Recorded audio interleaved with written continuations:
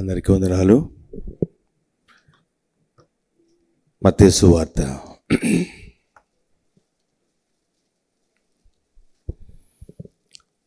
21వ అధ్యాయము. మత్తయి సువార్త 21వ అధ్యాయము మొదటి నుండి 11 వచనాల వరకు మార్చి చదువుకుందాం. తరువాత యెరూషలేమునకు సమీపించి ఒలివ చెట్ల కొండ దగ్గర ఉన్న బెత్బగేకు వచ్చినప్పుడు యేసు తన శిష్యులలో ఇద్దరిని చూచి,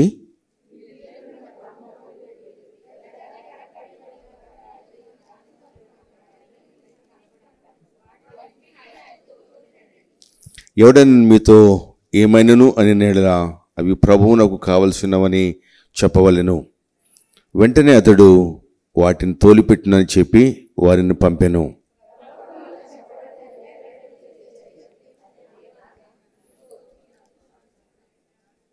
ఇదిగో, నీ రాజు సాత్వికుడై గాడిదను బారువాహక పశువు పిల్ల అయిన చిన్న గాడిదను ఎక్కి నీ యొద్దకు వచ్చుచున్నాడని సియోను కుమారుతో చెప్పుడు అనున్నది.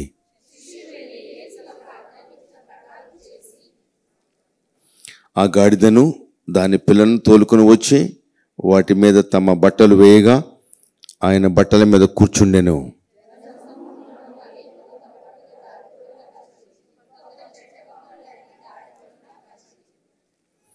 జనసమూహములలో ఆయనకు ముందుగా వెళ్ళుచుండిన వారును వెనుక వచ్చుచుండిన వారును, దావీదు కుమారునికి జయము, ప్రభు పేరట వచ్చేవాడు స్తుతింపబడును గాక, సర్వోన్నతమైన స్థలంలో జయము అని కేకలు వేయుచుండిరి.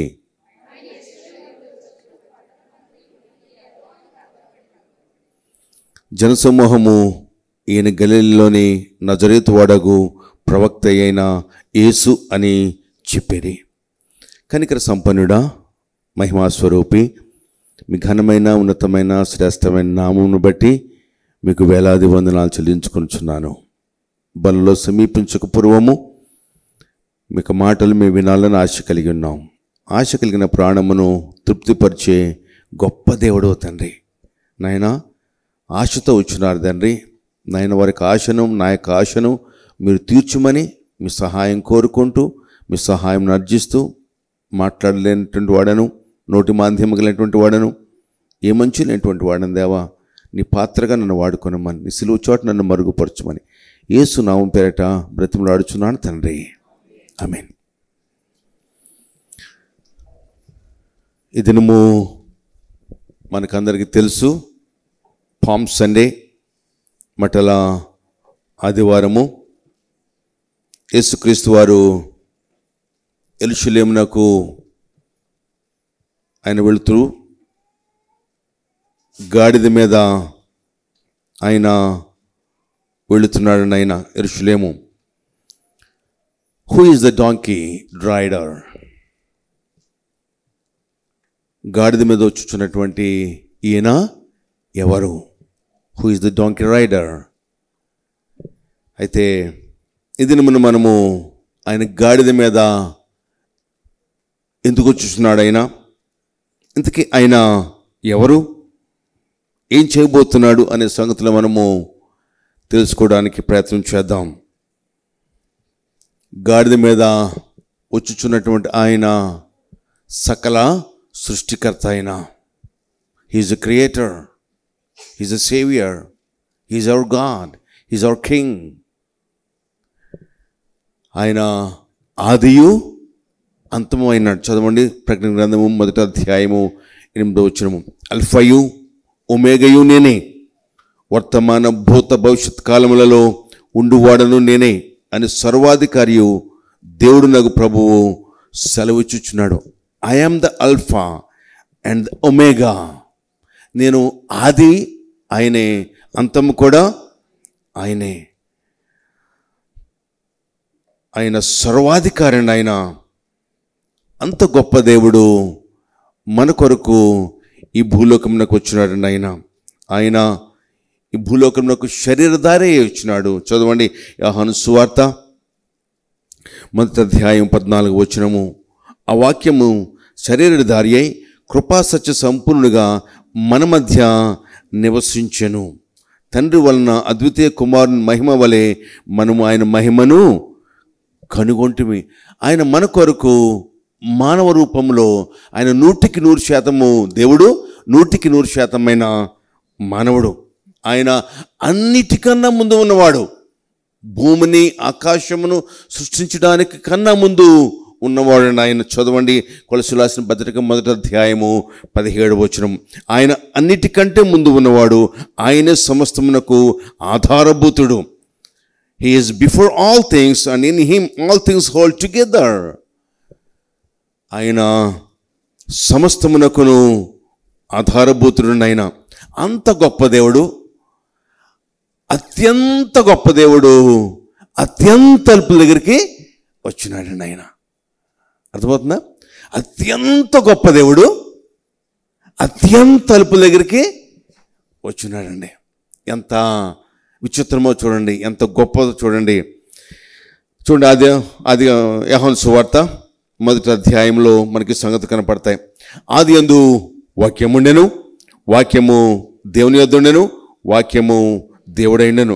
ఆయన ఆదియందు దేవుని యొద్ద ఉండెను, సమస్తమును ఆయన మూలముగా కలిగాను. చాలామంది అంటారు యేసుక్రీస్తు వారు 2000 సంవత్సరముల క్రితం వచ్చున్నారు అంటారు. కానీ బైబిల్ చెప్తుందంటే ఆయన అల్ఫా, ఆయన ఒమేగా, ఆయన ఆది, ఆయనే అంతమైనాడు. ఆయన ఆది యందు ఎక్కడున్నాడు? ఆయన దేవుని దగ్గర ఉన్నాడు. ఆయన సమస్తమును ఆయన మూలముగా కలిగినదేది కూడా ఆయన లేకుండా కలగలేదు. ఆయన అంత గొప్ప దేవుడు, అత్యున్నతమైన దేవుడు, అత్యంత తలుపుల దగ్గరికి ఆయన కూడా అత్యంత మానవ రూపంలో శరీరధారిగా ఈ భూలోకంలోకి వచ్చిన. చదవండి ఫిలిప్పీయులకు రాసిన పత్రిక 2వ అధ్యాయము 6వ వచనము 7వ వచనము. ఆయన దేవుని స్వరూపం కలిగిన వాడైండి దేవునితో సమానంగా ఉండుట విడిచిపెట్టకూడని భాగ్యమును ఎంచుకొనలేదు, కానీ మనుషుల పోలికగా పుట్టి దాసుని స్వరూపం ధరించుకొని తన్ను తాను రిక్తునిగా చేసుకున్నాడు. రిక్తుడంటే ఖాళీగా చేసుకున్నాడు. ఆయన సమస్తం వదిలేసుకున్నాడు. ఆయన 100% మానవుడిగా ఈ భూలోకంలోనికి ఆయన వచ్చినాడు. ఆయన అంత మాత్రమే కాదు, మరియు ఆయన ఆకారమందు మనుషుడిగా కనబడి మరణము పొందినంతగా, అనగా శిలువ మరణం పొందినంతగా విధేయత చూపిన వాడై తన్ను తాను తగ్గించుకున్నాడు. ఆయన ఇంత గొప్ప దేవుడు, అత్యంత గొప్ప దేవుడు అత్యంత తలుపుల దగ్గరికి వచ్చినాడు. ఆయన ఈ భూలోకంలో ఆయన అనేక సార్లు నా సమయం ఇంకా రాలేదు, my hour has not yet come, నా సమయం ఇంకా రాలేదని చాలాసార్లు అన్నాడు. ఆ రోజున కనాను ఆ యొక్క విందులో ద్రాక్షారసం అయిపోయింది. తల్లి చెప్పింది, నాయన చూడు నాయన, అమ్మా నా సమయం ఇంకా రాలేదు. అయితే ఇప్పుడు ఏమన్నాడంటే తెలుసా, నా గడియ వచ్చినది, మై హవర్ హ్యాడ్ కమ్, నా గడియ వచ్చినది. అంటే ఆయన చనిపోవలసినటువంటి సమయము వచ్చినది. దీన్ని ప్యాషన్ వీక్ అంటారు. దీన్ని యోహాను సువార్త 13వ అధ్యాయము 1వ వచనము.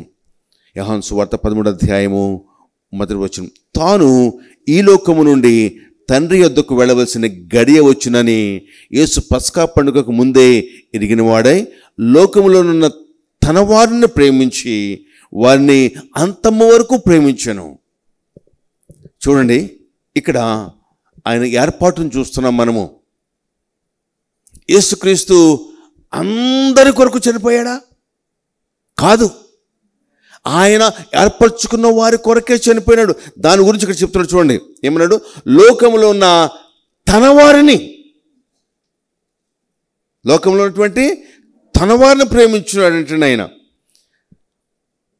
తాను వెళ్ళవలసిన గడియ అప్పటి వరకు కూడా నా సమయం ఇంకా రాలేదు, నా సమయం ఇంకా రాలేదు, నా సమయం ఇంకా రాలేదని చెబుతూ వచ్చినటువంటి ఈయన ఇప్పుడు ఏమంటాడంటే నా గడియ వచ్చి ఉన్నది.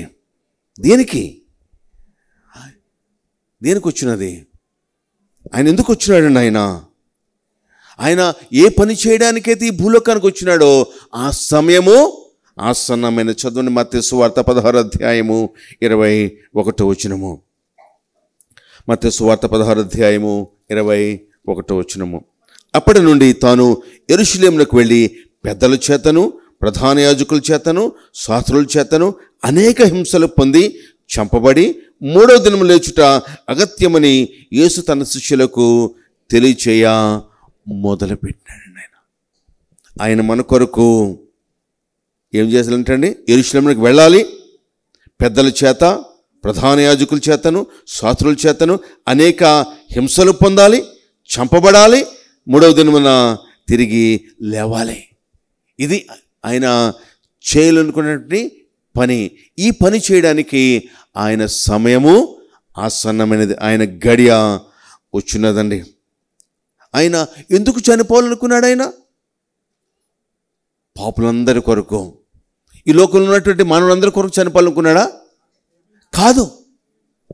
ఆయన ఎవరైతే ప్రేమించారో, చదవండి మత్తయి సువార్త 20వ అధ్యాయము 28వ వచనము.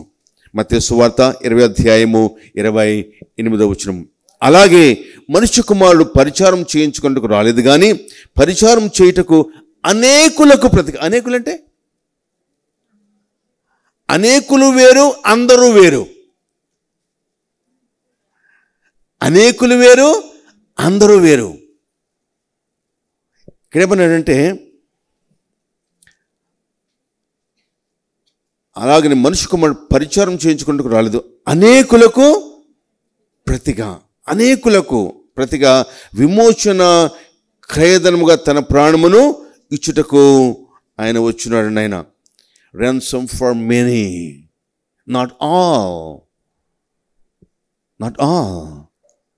many, అనేకుల కొరకు ఆయన వచ్చాడు. ఎవరినైతే జగత్తు పునాది వేయబడక పూర్వమే క్రీస్తులో ఎన్నుకున్నాడో వారి కొరకు మాత్రమే తన ప్రాణమును అర్పించడానికి ఆయన బయలుదేరి యెరూషలేము వెళ్ళుచున్నాడు. ఆయన చెప్పినట్టుగానే మన కొరకు ఆయన సిలువ మరణం పొందడానికి యెరూషలేము ఆయన వెళ్ళుచున్నాడు. మన కొరకు అవమానం పొందడానికి ఆయన యెరూషలేము వెళ్ళుచున్నాడు. మన కొరకు గాయపరచబడ్డానికి ఆయన యెరూషలేము వెళ్ళుచున్నాడు. మన కొరకు నిందలు పొందడానికి ఆయన యెరూషలేము వెళ్ళుచున్నాడు. అంత మాత్రమే కాదు, ఆయన మన కొరకు మరణించి చనిపోయి పాతిపెట్టబడి లేఖనం తిరిగి లేచి మనకు ఒక నిరీక్షణ ఇవ్వడానికి ఆయన యెరూషలేము బయలుదేరి వెళ్తున్నాడు. అయితే who is the donkey rider? ఎవరు ఈ గాడిద మీద వచ్చుచున్నటువంటి ఈయన? ఎవరు? అనేకుల కొరకు తన ప్రాణమును అర్పించడానికి, అనేకుల కొరకు ఆయన రక్తాన్ని చిందించడానికి ఈ భూలోకములకు ఆయన వచ్చినాడు. ఎందుకంటే రక్తము చిందించకుండా పాప క్షమాపణ కలగదు. చదవండి హెబ్రీయులకు రాసిన పత్రిక, హెబ్రీయులకు రాసిన పత్రిక 9వ అధ్యాయము 22వ వచనము. హెబ్రీయులకు రాసిన పత్రిక 9వ అధ్యాయము 22వ వచనము. మరియు ధర్మశాస్త్ర ప్రకారము సమస్త వస్తువులను రక్తము చేత శుద్ధి చేయబడిననియు రక్తము చిందింపకుండా పాప క్షమాపణ కలుగుదనియు సామాన్యముగా చెప్పవచ్చును. సో ఆయన యెరూషలేము దగ్గర ఉన్నటువంటి బెత్బగే బేతనియ అనే గ్రామంకు ఆయన వచ్చినాడు. ఆయన రాగానే శిష్యులతో చెప్తున్నాడు, అక్కడ గాడిద పిల్ల అక్కడ కట్టబడి ఉంటుంది, దానిని విప్పుకొని రండి అని చెబుతుంటాడు. ఆయన ఒకవేళ ఎవరైనా ఆపితే గనక ఏమన్నాయన, ఇది ప్రభువునకు కావలసినది. చదవండి ఒకసారి మత్తయి సువార్త 21వ అధ్యాయము 2వ వచనము. మీ ఎదుటున్న గ్రామమునకు వెళ్ళుడి, వెళ్ళగానే కట్టబడి ఉన్న ఒక గాడిదయు దానితోనున్న ఒక గాడిద పిల్లయు మీకు కనబడును, వాటిని విప్పి నా యొద్దకు తోలుకుని రండి. సమయం లేదు కానీ మార్కు సువార్త 11:1 కూడా ఇదే వ్రాయబడినది. లూకా సువార్త 19:29-30 కూడా ఇదే వ్రాయబడినది. చూడండి అక్కడ విచిత్రం చూడండి. అక్కడకు ఈ ఇద్దరు అక్కడికి వెళ్ళగానే గాడిద కనపడింది, గాడిద పిల్ల కనపడినది. వాటికి యజమాని ఉంటాడా లేడా? ఉంటాడు. ఆ ఇప్పుతూ ఉంటే యజమాని అడిగితే ఇవి ప్రభువునకు. ఎవరన్నా మీ ఇంటికి వచ్చి మీ పశువులు ఇప్పి ప్రభు కాళ్ళని మీరు వదులుతారా? మీరు పిచ్చడేలప అంటారు. కానీ హృదయాంతరం లేనటువంటి దేవుడు వెంటనే ఆయన మనసును మార్చి ఇది ప్రభువునకు కావాలనగానే ఏమనండి, ఆయన తీసుకుని వెళ్ళండి. చూడండి విచిత్రం చూడండి. యజమాని దగ్గర మీ దగ్గర పశువులు ఉన్నాయి. మీ పశువులను నేను విప్పుతూ ఉంటే ఊరుకుంటాయి? పొడుస్తాయి, రావు. నేను ఎంత లాక్కెళ్ళా కానీ రావాయి. విచిత్రం చూడండి.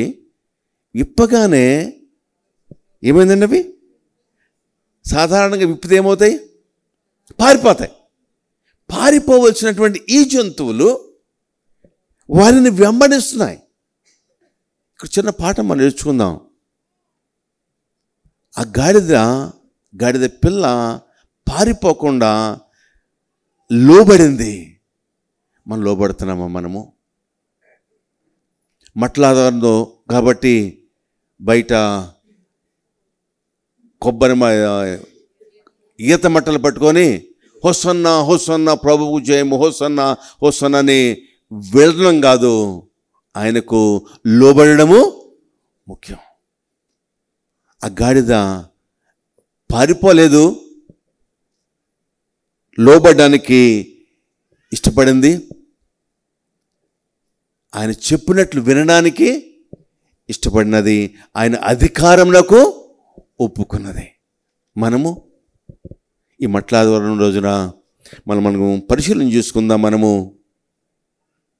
బల్లో సమీపించక పూర్వము మనము ఇష్టపడుతున్నాం ప్రభువుని వెంబడించడానికి. ప్రభువుని వెంబడించడానికి మనం ఇష్టపడుతున్నామా? ప్రభువునకు లోబడ్డానికి మనము ఇష్టపడుతున్నామా? ఒక్కసారి మనం పరిశీలన చేసుకుందాం. మన జీవితంలో ఎన్ని మట్టల ఆదివారాలు వెళ్ళిపోయినాయి? ఇంచుమించు ప్రతిసారి కూడా ఈ వాక్య భాగం మనము వింటూనే ఉన్నాం. అయితే లోబడుతున్నామా? మనము లోబడుతున్నామా? ఈ దినమున మనము లోబడడానికి ఇష్టపడదాం. ఆయనను వెంబడించడానికి ఇష్టపడదాం. ఆయన చెప్పినది చేయడానికి మనము ఇష్టపడదాం. ఆయన అధికారమునకు మనము ఒప్పుకుందాం. అంత మాత్రమే కాదు, అక్కడ ఉన్నటువంటి ఆ గాడిదలు ఏమైనవి? They untied, విప్పబడినవి. మనము కూడా రకరకాల ఆచారాలు, రకరకాల పాప బంధకాలతోటి కట్టబడి ఉన్నాం. మనము బానిసలుగా ఉన్నాం. మనము ఈ దినమున మనము కూడా పాపపు బంధకాల నుంచి విడిపించబడాలి. పాపపు బానిసత్వ కట్ల నుండి మనము విడిపించడానికి మనము ప్రభువుకి ఒప్పుకుందాం. ఆయన యొక్క ఆజ్ఞకు మనము లోబడడానికి ప్రయత్నం చేద్దాం. చూడండి ఎంత విచిత్రమో చూడండి. ఇది ఇంచుమించు 1000 సంవత్సరాల క్రితము వ్రాయబడినది ఈ ప్రవచనము. ఇప్పుడు మనం చదువుకున్నది చదవండి. జకర్యా గ్రంథము 9వ అధ్యాయము 9వ వచనము. జకర్యా గ్రంథము 9వ అధ్యాయము 9వ వచనము. సియోను నివాసులారా బాగుగా సంతోషించుడి, యెరూషలేము నివాసులారా ఉల్లాసముగా ఉండుడి. నీ రాజు నీతిపరుడును రక్షణ గలవాడును దీనుడునై గాడిద పిల్లను ఎక్కి నీ యొద్దకు వచ్చుచున్నాడు. ఈ మహోన్నతుని గాడిద మీద ఎక్కించుకొని వస్తున్నారు. చాలామంది చెప్తారు ఆయన గాడిద మీద ఎక్కాడంటే గాడిద ఎందుకు పనికిరానిది, అందరూ కూడా గాడిద గాడిద అని తిడతా ఉంటారు, రకరకాల బోధలు చేస్తూ ఉంటారు. అయితే బైబిల్ ఏం చెబుతుందో ఒకసారి మీకు చిన్న సందర్భాన్ని మీకు వివరించడానికి ప్రయత్నం చేస్తాను, జాగ్రత్తగా వినండి. ఇంతకుముందు మనకి తెలిసినదే, ఎవరైనా ఒక వ్యక్తి, ఒక రాజు గుర్రము మీద వస్తున్నాడంటే అతడు యుద్ధమునకు వస్తున్నాడని అర్థము. ఏదైనా రాజు గాడిద మీద వస్తున్నాడంటే సమాధానం కోరి వస్తున్నాడని అర్థము. అయితే మరొక అర్థం కూడా ఇక్కడ బైబిల్లో మనకు కనబడుతుంది.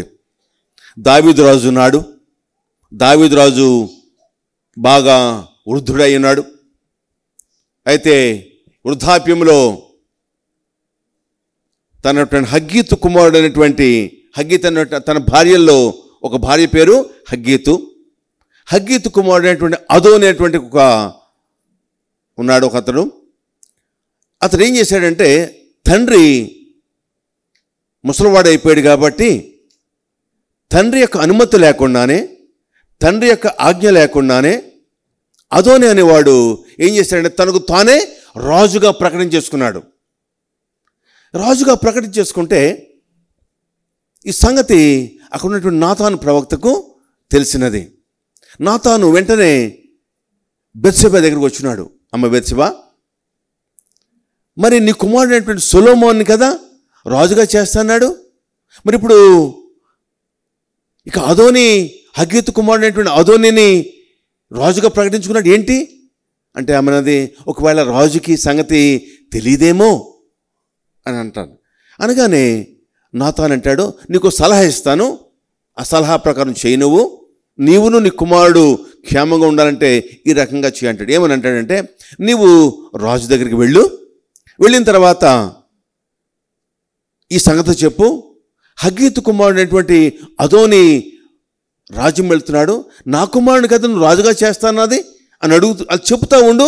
అలా చెబుతూ ఉంటే కనుక నేను ప్రక్క నుంచి మరలా నేను వస్తాను అంటాడు. అలాగే ఈమె రాజు దగ్గరికి వెళ్తుంది, సాష్టాంగపడి నమస్కారం చేస్తుంది.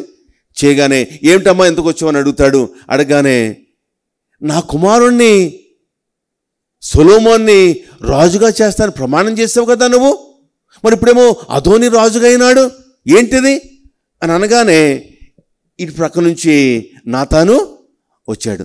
నాతాను ఇలా రాగానే ఆమె అలా ప్రక్కకు వెళ్ళింది. నాతాను అన్నాడు, అవును రాజా, నీవు అదోని రాజుగా చేసావా అని అడుగుతాడు. లేదే అని అంటాడు. అప్పుడు దావీదు అంటాడు, బెత్షెబాని పిలవండి అంటాడు. బెత్షెబా వచ్చిన తర్వాత అక్కడున్న వారితో ఆజ్ఞ ఇచ్చాడు, మీరందరూ వెళ్ళి ఒక కంచర గాడిదను తీసుకొని, అర్థమవుతుందా, ఒక కంచర గాడిదను తీసుకొని ఆయనను రాజుగా చేయండి అని ప్రకటన చేస్తాడండి ఆయన.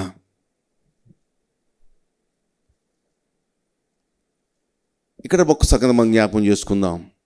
హగ్గీతు కుమారుడు అనేటువంటి అదోని ఈ విధంగా చేయడానికి గల కారణం ఏంటి చెప్పండి?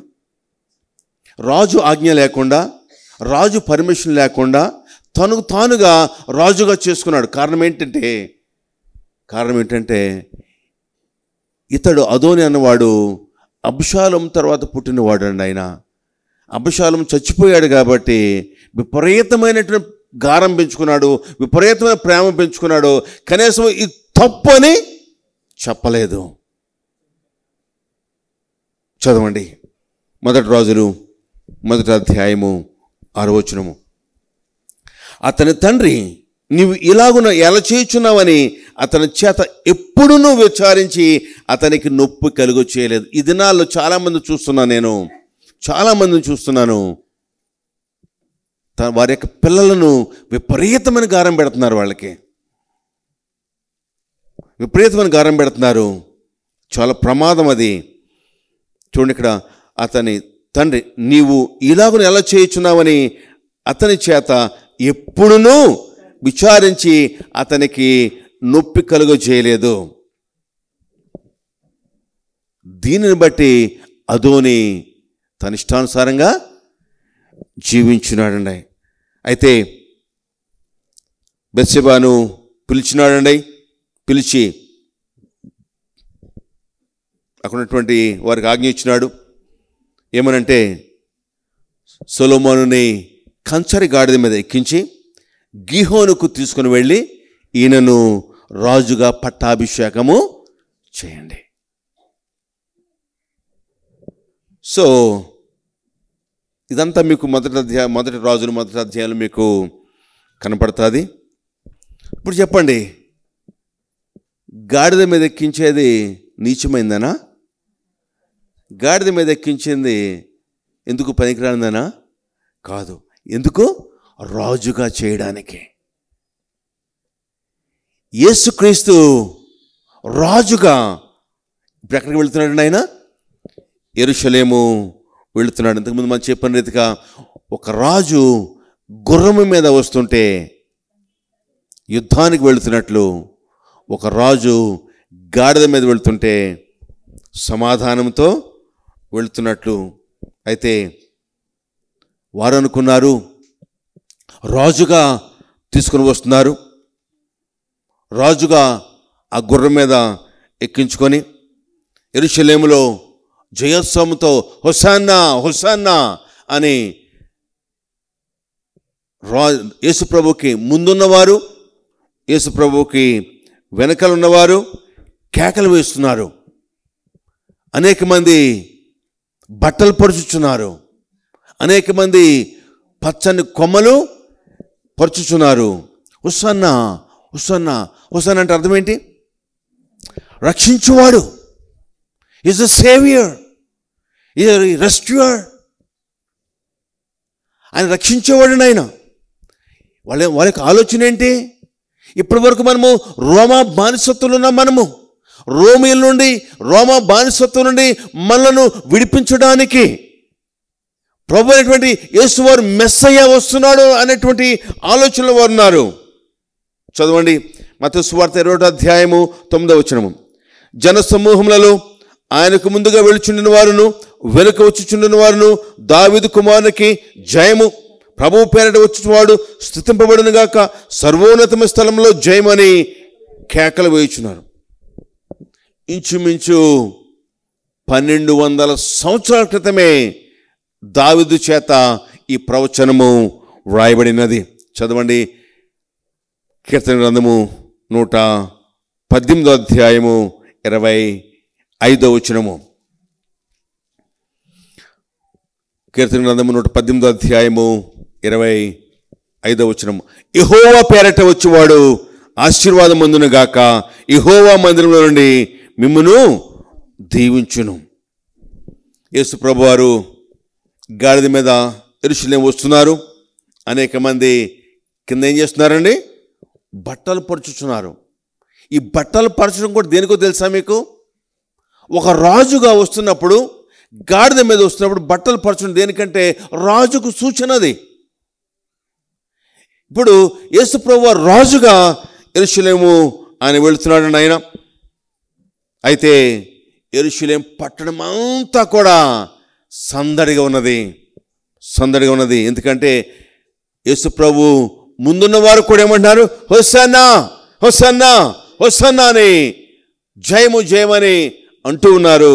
అయితే వెనకాల వచ్చిన వారు కూడా ఏమనిపిస్తున్నారు? హోసన్నా హోసన్నా జయమని వారు పలుకుచున్నారు. ఇంచుమించు పట్టణమంతా కూడా, యెరూషలేము పట్టణం అంతా కూడా ఎలా ఉన్నది? కేకలు, సందడిగా ఉన్నది. అయితే యెరూషలేము ప్రజల్లో భయం మొదలైంది. ఎందుకో తెలుసా? యేసు ప్రభువారు పుట్టినప్పుడు కూడా అనేక మందిని చంపబడినారు, అనేక మందిని అక్కడ చంపబడినారు. హేరోదు రాజు అనేక మంది పసిబిడ్డలను చంపించినాడు. అయితే ఈ రోజున, అప్పుడు ఆ రోజున యేసు ప్రభు పుట్టినప్పుడు కలవరం ఏర్పడినది. చదవండి ఒకసారి మత్తయి సువార్త 2వ అధ్యాయము 3వ వచనం.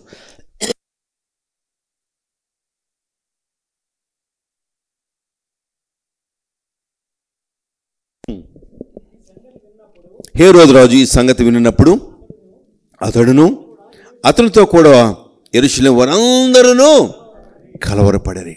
కారణం ఏంటంటే యేసుక్రీస్తు అక్కడ పుట్టాడు, ఇప్పుడు రాజు, యూదులకు రాజుగా పుట్టిన వాడెవడు అని అడిగారు. ఏంటి నేను కాకుండా మరొక రాజా అని హేరోదు కలవరపడ్డాడు. ఇప్పుడు మరలా ఆయన చనిపోవడానికి ముందు మరలా యెరూషలేము ఆయన వెళ్తున్నాడండి. 21వ అధ్యాయం 10వ వచనం చదవండి. మత్తయి సువార్త 21వ అధ్యాయము 10వ వచనం. ఆయన యెరూషలేములోనికి వచ్చినప్పుడు పట్టణమంతయు ఆయన ఎవరో అని కలవరపడిందండి. ఆలోచించేద్దాం.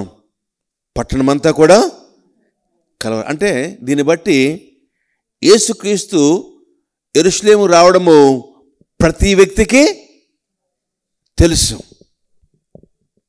ఇక్కడ 4 రకములైన స్పందనలు మనకు కనబడతాయి. మొదటిది, యేసుక్రీస్తు గాడిద మీద రావడము, అందరూ బట్టలు వేయడము, హొస్సన్నా హొస్సన్నా అని కేకలు వేయడము అనేక మందికి కలవరంగా ఉన్నది. అయితే కొంతమంది అనుకున్నారు ఈయన మెస్సయ, రోమా బానిసత్వం నుండి మనల్ని విడిపిస్తాడు అని వారి భూలోక సంబంధమైన రాజుగా యేసు ప్రభువుని చూసినారు. ఇది మొదటి గుంపు అయితే, అనగా వీరు తాత్కాలికమైన విడుదల కొరకు చూస్తున్నారు, కానీ శాశ్వతమైన విడుదల కొరకు వారు చూడడం లేదు. ఈ రాజు మనల్ని విడిపిస్తాడు రోమ బానిసత్వం నుండి. అయితే మరికొందరు ఏమనుకున్నారంటే యేసుక్రీస్తు వారు ఈయన పుట్టినప్పుడు యెరూషలేములో వధ జరిగినది, వేల మంది పసిపిల్లలు చనిపోయినారు, ఇంకెంతమంది చంపబడతారో మనకెందుకులే అని భయపడి ప్రక్కకి వెళ్ళిపోయిన వారు మరికొందరు. ఇకపోతే మూడవది, కొంతమంది ఏమనుకున్నారంటే ఈయన ప్రవక్త అని అనుకున్నారు. కానీ ఈ 3 గుంపుల్లో కూడా ఎవ్వరూ కూడా ఈయన దేవుడు అని గుర్తించలేకపోయారు. 3 గ్రూపుల్లో కూడా ఎవరు కూడా దేవుడని గుర్తించలేకపోయారు.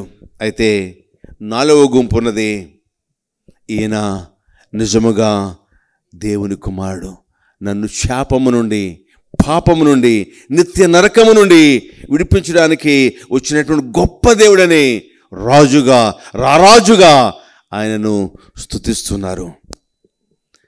విచారం ఏమిటంటే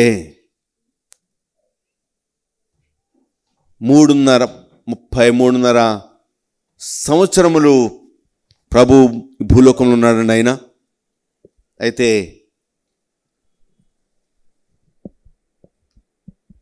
3.5 సంవత్సరములు ఆయన పరిచయం చేసినాడు. ఆయన వెంటే తిరిగినారు. ఆయన చేసిన ప్రతి అద్భుతం చూశారండి వాళ్ళు. ఆయన చేసిన ప్రతి అద్భుతం చూశారు వాళ్ళు.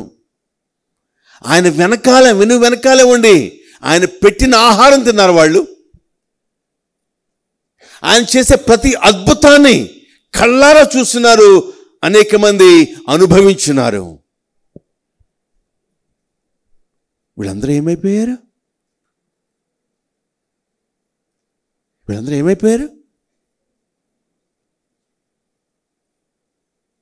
ఈరోజు నాదో ప్రశ్న. దేవుడు మనందరి జీవితంలో రోజు అద్భుతం చేస్తున్నాడండి. ఆయన రోజు ఒక అద్భుతం కాదు, 2 అద్భుతాలు కాదు, రోజు అద్భుతం చేస్తున్నాడండి ఆయన. ఆశ్చర్యకార్యాలు జరిగిస్తున్నాడండి మన జీవితాల్లో. అయితే నా ప్రశ్న ఏంటంటే, మనము ఈయనను రాజుగా అంగీకరిస్తున్నామా? ఆలోచించేయండి ఒకసారి. ఈయన రాజుగా ఉన్నాడు నీ జీవితానికి. కొంతమంది అనుకున్నారు రోమా బానిసత్వం నడిపించేవాడని కొంతమంది అనుకున్నారు. మనకెందుకులే అని భయపడిన వారు కొంతమంది ఉన్నారు. మరికొంతమంది ఏమో ఈయన ప్రవక్త అని కొంతమంది అనుకున్నారు. ఈ ముగ్గురులో, ఈ మూడు గుంపుల్లో ఎవరూ కూడా ఈయన దేవుడని అంగీకరించలేదు. కానీ అతి కొద్ది మంది మాత్రమే ఈయన మాత్రమే దేవుడు, నా పాపముల నిమిత్తమై, నాకు అపరాధముల నిమిత్తమై ఆయన చనిపోవడానికి ఈ భూలోకంలోనికి వచ్చినాడు అని అంగీకరించిన వారు అతి కొద్ది మంది. ఈ అతి కొద్ది మందిలో నీవు ఉన్నావా? ఈయన నా రాజు. ఈయన రాజు మాత్రమే కాదు, ఈయన నిత్య నరకము నుండి నన్ను తప్పించగలిగినటువంటి రాజు. ఆయన పాపము నుండి విమోచించగలిగినటువంటి రాజు. ఈయన నాకు గమ్యాన్ని మార్చగలిగిన రాజు. ఈయన మనకు గమ్యము నిత్య నరకమైతే యేసుక్రీస్తు వల్ల మన గమ్యం ఇప్పుడు ఏమైంది? ఇప్పుడు పరలోకం అయిపోయింది. మన గమ్యాన్ని మార్చగలిగినటువంటి రాజు ఈయన. మనకు పరలోక రాజ్యం ఇవ్వగలిగినటువంటి రాజు ఈయన. ఆలోచించేద్దాం, మనము ఆలోచించేద్దాం. ఈ రాజు నీకు కావాలా? మన జీవితాల్లో ఎన్ని అద్భుతాలు చేశాడండి ఆయన. మీకు తెలుసా? అన్నిటికన్నా ప్రాముఖ్యమైన అద్భుతం ఏంటి చెప్పండి? రక్షణ. రక్షణ ఇంతకు మించి అద్భుతము మరొకరికి ఉండదు. ఈ అద్భుతాన్ని చిన్నగా చేసి మిగతా వాటిని పెద్దగా చేస్తే కనుక వాడు అసలు రక్షణే పొందలేదు. రక్షణ అనే దాన్ని చిన్నగా చూసి మిగతా అద్భుతాలను ఎక్కువగా చూస్తే అతను రక్షణే పొందలేదు. అతని యొక్క రక్షణ కూడా అనుమానమే. ఎందుకంటే ప్రపంచంలో ఉన్నటువంటి ఏకైక అద్భుతం ఏంటంటే రక్షణ. నిత్య నరకము నుండి నిత్యమైన పరలోకానికి ఇంతకన్నా అద్భుతం ఏమున్నది చెప్పండి? ఇంతకన్నా అద్భుతం ఏమున్నది చెప్పండి? అంతకన్నా అద్భుతం ఏమున్నది? ఆయన మన కొరకు, మన పాపములను భరించడానికే ఆయన యెరూషలేము వెళ్తున్నాడండి. ఆయన మన పాపములను విమోచించడానికి ఆయన యెరూషలేము వెళ్తున్నాడండి. ఆయన ఒక మాట చెప్పనివ్వండి, ఈ రోజుకైనా మనం మారకపోతే మన జీవితాల్లో మరొక మట్టలాదివారము ఉండకపోవచ్చు.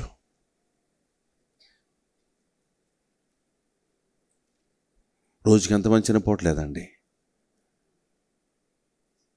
ఈరోజైనా, ఈరోజు నువ్వు ఇక్కడ ఉన్నావంటే ఏదో కాలవ్యాపనకి రాలేదు. ఇక్కడ నువ్వు దేవుడిని ఇక్కడికి తీసుకుని వచ్చాడు. నువ్వు ఇక్కడ ఉన్నావంటే ఈ వాక్యానికి నువ్వు రేపు సమాధానం నువ్వు చెప్పాలి. ఆయన నీ రాజుగా ఉన్నాడా? ఆయన నీకు రాజుగా ఉన్నాడా? నీ జీవితానికి రాజుగా ఉన్నాడా ఆయన? మళ్ళీ చెప్పనివ్వండి, ఈరోజు గనక నువ్వు ప్రభు దగ్గర రాకపోతే, ఈరోజు కనుక బల్లో సమీపించకపోవడము, ప్రభు నా పాపములు క్షమించు నాయన అని అడగకపోతే మరొక మట్టలాదివారము మన జీవితాల్లో ఉండకపోవచ్చు.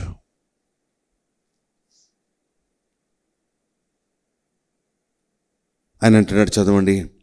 యెరూషలేమా, యెరూషలేమా, ప్రవక్తలను చంపుచు నీ యొద్దకు పంపబడిన వారిని రాళ్లతో కొట్టుచుండుదానా, కోడి తన పిల్లలను రెక్కల క్రింద ఎలాగో చేర్చుకును అలాగో నేను నీ పిల్లలను ఎన్నో మార్లు చేర్చుకునే వాళ్ళని ఇంటిని కానీ మీరు వదలకపోతే. మత్తయి సువార్త 23:37. మత్తయి సువార్త 23:37 చదవండి. యెరూషలేమా, యెరూషలేమా, ప్రవక్తలను చంపుచును నీ యొద్దకు పంపబడిన వారిని రాళ్లతో కొట్టుచును ఉండదనా, కోడి తన పిల్లలను రెక్కల క్రిందకు ఎలాగో చేర్చుకును. ఏమండి, ఎన్నిసార్లు చేర్చుకోలేదు మనలను? ఎన్ని భయంకరమైనటువంటి శ్రమల నుండి, ఎన్ని ఇబ్బందుల నుండి. డాక్టర్ గారు అంటూ ఉంటారు, నేను కార్లో పడుకుంటానండి నేను అంటాను. ఆయనతో సహవాసం చేస్తూ నాకు కూడా వచ్చిందేమో, నేను నిద్రపోతే డ్రైవింగ్ చేస్తున్నాను నేను కూడాను. నేను నిన్నే వచ్చినాను నంద్యాల నుంచి. నిద్ర ఇంకా ఆపుకోలేక ఇంకో ప్రక్కకి పెట్టేసి పడుకున్నాను అనమాట. నేను చాలాసేపు నిద్రలో ఊగుతూ డ్రైవింగ్ చేశాను. ఇన్ని అపాయాలు తప్పించాడో దేవుడు నన్ను. ఎన్ని అపాయాలు, క్షణక్షణము అపాయమే. ఈయన కాకపోతే ఎవరండి నాకు రాజు? ఈయన కాకపోతే ఎవరు నాకు రాజు? ఈయనే నా రాజు. Who is the donkey rider? He is my king. Who is the donkey rider? He is my savior. He is my redeemer. He is my redeemer. He is my savior. He is my God. He is my king.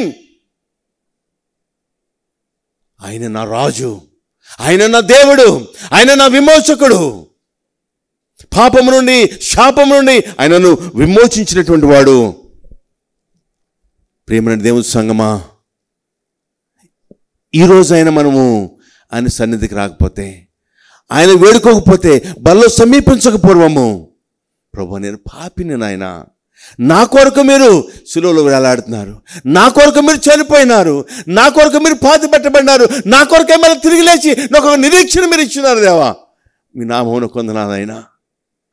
ఎంత గొప్ప దేవుడు నాయనా నువ్వు నా రాజువు నాయనా, నువ్వు నా దేవుడవు, నా విమోచకుడవు అని కృతజ్ఞతాపూర్వకంగా బల్లో మనము సమీపించడానికి ప్రయత్నం చేద్దాం. మనము ఆయనకు మించిన రాజు మనకి మరొకడు లేడు. ఆయనే మన రాజు. He is my king. He is my king. Who is the donkey rider? He is my king. Who is the donkey rider? He is my saviour. Who is the donkey rider? He is my redeemer.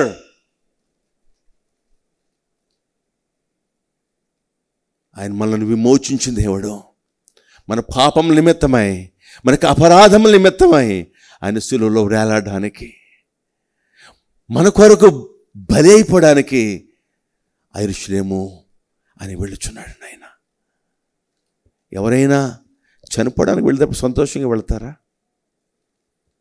ఎవరైనా వెళ్తారండి? ఆయన మన కొరకు తన ప్రాణాన్ని అర్పించడానికి, మనం పొందవలసిన బాధలు, మనం పొందవలసిన అవమానములు, మనం పొందవలసిన దెబ్బలు ఆయన పొందడానికి ఆయన యెరూషలేము వెళుతున్నాడండి. ఆయన ఈయన కాకపోతే ఎవరన్నా నాకు రాజు? He is my king. He is my saviour. He is my God. What an awesome God we serve. ఎంత గొప్ప దేవుని మనం ఆరాధిస్తున్నామండి. అంత గొప్ప దేవుని మనం ఆరాధిస్తున్నాం. మనము ఆయన మన పాపములు క్షమించే గొప్ప రాజు. మన బల్లో సమీపించక పూర్వము మనం పరిశీలన చేసుకుందాం. ప్రభు నువ్వే నాకు రాజు నాయన, నీవు తప్ప మరొక రాజు నాకు లేడు. తల ఉంచండి, కొద్దిసేపు మనము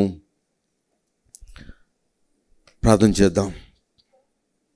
నాయనా, నీవు నా రాజువు. నా పాపముల నిమిత్తమై, నా యొక్క అపరాధముల నిమిత్తమై చనిపోవడానికి ఒక రాజుగా గాడిద మీద ఎక్కి వెళుతున్నావు దేవా. అవునాయనా, మీరే గనక ఈ కార్యం చేయకపోతే నేను నిత్య నరకానికి పాత్రుడు నాయనా. మీరే గనక ఈ కార్యం చేయకపోతే నేను నిత్య నరకానికి పాత్రుడను దేవా. నాయనా, నన్ను రక్షించిన దేవా, నువ్వే నాకు రాజువు. మరొక రాజు నాకు లేడు. నా రాజు నువ్వే, నా కుటుంబానికి రాజు నువ్వే, నా జీవితానికి రాజు నువ్వే. కృతజ్ఞతాపూర్వకంగా నేను పాపిని నాయన, నా పాపములు క్షమించు నాయన. ఇంతవరకు కూడా నేను రకరకాలుగా నేను స్పందించున్నాను. నీ కొరకు నేను జీవిస్తాను నాయన, నీ కొరకు నేను జీవిస్తాను నాయన. నా కొరకు నువ్వు ప్రాణం పెట్టిన దేవుడు, నీకు తప్ప నేను ఎవరికి లోబడతాను నాయన. ఆ గాడిద లోబడింది, దేవునికి అధికారం లోబడింది. నేను లోబడతాను నాయన నేను అని ప్రభు వల్ల మనము పాలు పంపులు పొందుదాం. మనము మహిమా స్వరూపి, రాజులకు రాజా, ప్రభువులకు ప్రభువా, మీ నామమునకు వేలాది వందనాలు చెల్లించుకుంటున్నాను తండ్రి. నాయనా, ఇది మీరు ఇచ్చినటువంటి వాక్య భాగాన్ని బట్టి నీకు వందనాలు. అవునాయనా, మీరు మా రాజు, మీరు మా ప్రభువు, మీరు మా విమోచకుడు. నాయన, మీరు మమ్మలను పాపం నుండి, శాపం నుండి విమోచించినటువంటి గొప్ప దేవుడవు, మా యొక్క గమ్యాన్ని మార్చినటువంటి గొప్ప దేవుడవు తండ్రి. అందును బట్టి మీకు వేలాది వందనాలు చెల్లించుకుంటున్నాను దేవా. మీరే గనక ఈ భూలోకానికి రాకపోతే, మీరే గనక యెరూషలేము ఆ యొక్క సిలువ మరణానికి వెళ్ళకపోతే, మేము మా యొక్క గమ్యము నిత్య నరకమునైనా, నిత్య నరకము నుండి, శాపము నుండి, పాపము నుండి మమ్మల్ని విమోచించినారు దేవా. మేము పొందవలసినటువంటి ప్రతి అవమానము మీరు పొందినారు దేవా. ఎంత గొప్ప దేవుడవు తండ్రి, ఎంత ప్రేమ కలిగిన దేవుడు నాయన మీరు. నాయన, మీలాంటి దేవుడు మరొక దేవుడు లేడు నాయన. మీలాంటి రాజు మరొక రాజు మాకు లేడు నాయన. మీరే మా రాజు. దయగలిగిన దేవా, నమ్మకమైన మా తండ్రి, ఈ వారమంతా కూడా నాయన మీరు చేసినటువంటి ఈ కార్యమును మేము ధ్యానించడానికి మీ సహాయం దయచేయండి. సంఘ బిడ్డలతో మీరు చేసినటువంటి ఆశ్చర్యమైన కార్యాలు బట్టి కూడా మీకు వందనాలు చెల్లించుకుంటున్నాను. మీ దాసులు నాయన మరి సౌదీ అరేబియాలో మరి విరివిగా వాడబడుతున్నారు నాయన. వారిని మీ యొక్క పనిముట్టుగా మీరు వాడుకుంటున్నారు. నా సహోదరిని బట్టి దానికి వందనాలు. అనారోగ్యంగా ఉన్నప్పటికీ నాయన అనేకమైన ప్రయాణాలు చేయడానికి మీరు ఇస్తున్నటువంటి సౌకర్యాన్ని బట్టి, ఆరోగ్యాన్ని బట్టి కూడా మిమ్మల్ని స్తుతిస్తున్నాను. చేరువచ్చిన వారందరిని బట్టి దేవా నీకు వందనాలు. ఎవరెవరు ఏ అక్కర్లతో ఉన్నారో ఆ అక్కర్లు తీర్చండి. మీ సహాయం దయచేయండి. మరి చాలామంది ఇంటర్మీడియట్ రాసినారు, పాస్ అయినారు దేవా. మీరు చూపినటువంటి మహాకృపను బట్టి మీకే వందనాలు. ఒకవేళ ఎవరైనా మరి ఫెయిల్ అయితే కనుక వారు నిరుత్సాహపడకుండా మన బెటర్మెంట్ రాయడానికి మీ సహాయం దయచేయండి. తగినటువంటి జ్ఞానాన్ని వారికి అనుగ్రహించండి. ఎవరికైనా జ్ఞానము కొదువుగానల్లా మిమ్మల్ని అడగమన్నారు దేవా. మిమ్మల్ని అడిగి వారు పొందడానికి మీ సహాయం దయచేయండి. దయగలిగిన దేవా, నమ్మకమైన మా తండ్రి, నాయన రేపు గుడ్ ఫ్రైడే కొరకు ప్రార్థన చేసిన దేవా సహాయం దయచేయండి. మీ చిత్తానుసారంగా కూడిక మీ నా మహిమార్థం జరగడానికి మీ సహాయం దయచేయండి తండ్రి. నేను 30వ తారీఖు జరగని వివాహం కొరకు ప్రార్థన చేయించున్నాను దేవా. వధువులిద్దరిని పరిశుద్ధపరచండి, పవిత్రపరచండి. వివాహం కొరకు సిద్ధపాటు చేయండి తండ్రి. చేరువచ్చిన వారందరిని బట్టి మీకే లెక్కలేనని వందనాలు చెల్లించుకుంటూ సమస్త ఘనత, మహిమ, ప్రభావం మీకు ఆరోపిస్తూ మా ప్రభువును ప్రియరక్షకుడునైనా యేసుక్రీస్తు శ్రేష్టమైన నామమును బట్టి స్తుతించి ప్రార్థించి బ్రతుకుని వేడుకుంటున్నాను తండ్రి. ఆమేన్. మన తండ్రి అయిన దేవుని ప్రేమ, కుమారుడైన యేసుక్రీస్తు యొక్క కృప, పరిశుద్ధాత్మ కన్య సహవాసము కూడి వచ్చిన వారందరికీ, మరి ముఖ్యంగా వాక్యమైన ప్రతి వారికి నీవే రాజుగా, నీవే ప్రభువుగా, నీవే విమోచకుడుగా ఉండడానికి పరిశుద్ధాత్మ దేవుడు సహాయం చేసి నడిపించునుగాక. ఆమేన్. అందరికీ వందనాలు.